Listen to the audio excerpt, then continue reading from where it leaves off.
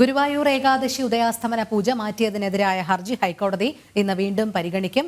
അഷ്ടമംഗല ദേവ പ്രശ്നത്തിൽ ഉത്സവ പൂജാ രീതി യഥാവിധി തുടരണമെന്ന് കണ്ടിരുന്നുവെന്നാണ് ഹർജിക്കാർ കഴിഞ്ഞ ദിവസം ഹൈക്കോടതിയെ അറിയിച്ചത്. ഏകാദശി ഉദയാസ്തമന പൂജ മാറ്റിയത് ആചാര ലംഘനമാണെന്ന് ചൂണ്ടിക്കാട്ടി തന്ത്രി കുടുംബാംഗങ്ങളാണ് ഹൈക്കോടതിയെ സമീപിച്ചത്. രേഷ്മ ബാബു ചേരുന്നു. രേഷ്മ, കഴിഞ്ഞ ദിവസം ഹർജിക്കാർ വിവിധ വാദമുഖങ്ങൾ തന്നെയാണ് ഉന്നയിച്ചത്. ഹൈക്കോടതി ഇന്ന് വീണ്ടും പരിഗണിക്കുന്നതിനായി മാറ്റിയിട്ടുണ്ട്. ഇന്ന് എന്തെല്ലാം നടപടിക്രമങ്ങളായിരിക്കും ഹൈക്കോടതിയിൽ ഏകാദശി ഉദയാസ്തമന പൂജ മാറ്റിയതുമായി ബന്ധപ്പെട്ട് നടക്കുക?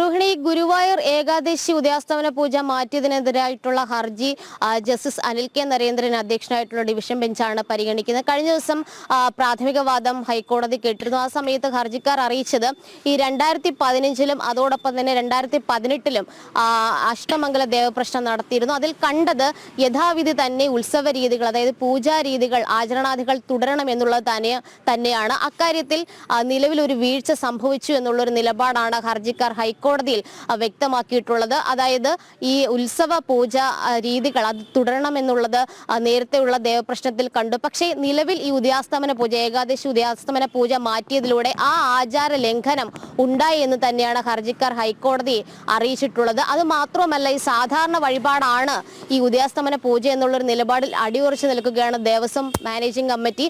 അത്തരത്തിൽ സാധാരണ വഴിപാടാണ് എങ്കിൽ ഉദയാസ്തമന പൂജ മാറ്റുന്നതിന് ഈ തന്ത്രിയുടെ അനുവാദം വാങ്ങേണ്ടതില്ല എന്നുള്ളൊരു കാര്യവും ഹർജിക്കാരായിട്ടുള്ള തന്ത്രി കുടുംബാംഗങ്ങൾ ഹൈക്കോടതിയെ അറിയിക്കുകയും ചെയ്തിട്ടുണ്ട്. എന്തായാലും വിശദമായിട്ടുള്ള വാദഗതികൾ തന്നെയാണ് ഹൈക്കോടതി കേൾക്കുന്നത്. പ്രധാനമായിട്ടും ഈ ദേവസ്വം മാനേജിംഗ് കമ്മിറ്റി നൽകിയിട്ടുള്ള സത്യവാങ്മൂലത്തിൽ പറയുന്നത് അന്നേ ദിവസം, അതായത് ഗുരുവായൂർ ഏകാദശിക്ക് വലിയ തിരക്കാണ്, അതുകൊണ്ട് തന്നെ ശ്രീകോവിൽ അടച്ചിടാതെ ദർശനം സുഗമമാക്കുന്നതിന് വേണ്ടിയിട്ടാണ് ഇത്തരത്തിൽ ഏകാദശി പൂജ നവംബർ 12-ലേക്ക് മാറ്റിയത് എന്നുള്ളതാണ്. അത് മാത്രമല്ല, തന്ത്രിയോട് തന്നെ ഇതുമായി ബന്ധപ്പെട്ട അഭിപ്രായം തേടിയിരുന്നു. ആ സമയത്ത് അദ്ദേഹം പറഞ്ഞത് ദേവഹിതം തേടണം എന്നുള്ളതാണ്. ദേവഹിതവും ഇത്തരത്തിൽ ഉദയാസ്തമന പൂജ മാറ്റിയതിന് അനുകൂലമായിരുന്നു. അത് കൂടാതെ തന്നെ തന്ത്രി പറഞ്ഞിട്ടുള്ളത് ഈ ഉദയാസ്തമന പൂജ എന്ന് പറയുന്നത് വഴിപാട് മാത്രമാണ്, അതൊരു ആചാരമായിട്ട് കണക്കാക്കാനാകില്ല എന്നുള്ളതാണ്. മറ്റൊരു കാര്യം കൂടി, സുപ്രധാനമായിട്ടുള്ള ഒരു പരാമർശം കൂടി സത്യവാങ്മൂലത്തിൽ തന്ത്രിയുടേതായിട്ട് വന്നിട്ടുണ്ട്. അതായത് ഈ ആദിശങ്കരൻ ഗുരുവായൂർ സന്ദർശിച്ചു എന്ന് പറയുന്നത് വെറും ഐതിഹ്യമാണ് എന്നുള്ളതാണ് തന്ത്രിയുടെ നിലപാട്. അതിനെ ഹർജിക്കാരായിട്ടുള്ള തന്ത്രി കുടുംബാംഗങ്ങൾ ചോദ്യം ചെയ്യുകയും ചെയ്തിട്ടുണ്ട്. അതായത് അത്തരത്തിലുള്ള തന്ത്രിയുടെ രീതി അത് ഞെട്ടിപ്പിക്കുന്നതാണെന്നാണ് നിലവിൽ ഹർജിക്കാരുടെ അഭിഭാഷകൻ ഹൈക്കോടതിയിൽ വ്യക്തമാക്കിയിട്ടുള്ളത്. എന്തായാലും വിശദമായിട്ട് തന്നെ രേഖകൾ മുൻനിർത്തിക്കൊണ്ടുള്ള വാദഗതികളാണ് ഹർജിക്കാർ മുന്നോട്ട് വെക്കുന്നത്. അതിനിടയിൽ തന്നെ ഈ ഹർജിയിൽ അതിന്റെ പ്രാധാന്യം, അല്ലെങ്കിൽ ആ വിഷയത്തിന്റെ പ്രാധാന്യം മനസ്സിലാക്കിക്കൊണ്ട് നിരവധി കക്ഷിചേരൽ അപേക്ഷ ഹൈക്കോടതിയുടെ മുന്നിൽ എത്തിയിട്ടുണ്ട്.